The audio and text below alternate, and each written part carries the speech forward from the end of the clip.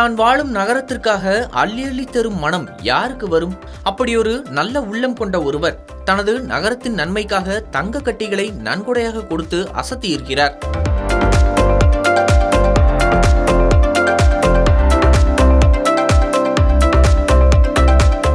ஜப்பானின் பழமையான நகரங்களில் ஒசாகாவும் ஒன்று. 30 லட்சம் மக்கள் வாழும் இந்த ஊர் ஜப்பானின் 3வது பெரிய நகரமாகும். ஜப்பானின் 20% குடிநீர் குழாய்கள் 40 ஆண்டுகளை கடந்து பழமையானவையாக இருக்கின்றன. அதிலும் ஒசாகாவில் உள்ள குடிநீர் மற்றும் கழிவுநீர் வடிகால் குழாய்களும் மிகவும் பழையதாகிவிட்டன. 2024ஆம் ஆண்டில் மட்டும் இங்கு 90% அளவுக்கு குடிநீர் குழாய் கசிவுகள் பதிவாகின. கடந்த ஆண்டு சாட்டிமா பகுதியில் சாலையில் திடீரென ஏற்பட்ட பள்ளத்தில் ஒரு ட்ரக் கவிழ்ந்து ஓட்டுநர் உயிரிழந்தார்.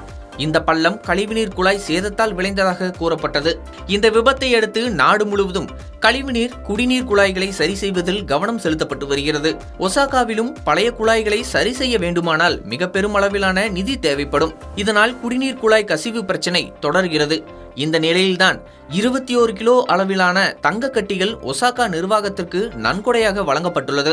தனது அடையாளத்தை வெளிப்படுத்தாத அந்த நபர் ஒசாகாவின் குடிநீர் குழாய்களை சரி செய்து புதுப்பிக்க இந்த தங்க கட்டிகளை பயன்படுத்திக் கொள்ளுமாறு கேட்டுக் கொண்டுள்ளார்.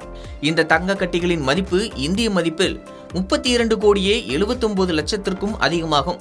இதனால் ஆனந்த அதிர்ச்சி அடைந்துள்ள ஒசாகா மேயர் ஹைடியுகி யோகோயாமா அடையாளம் தெரிவிக்க விரும்பாத அந்த நபரின் உயர்ந்த செயலை பாராட்ட வார்த்தைகளின்றி தவிப்பதாக கூறியுள்ளார்.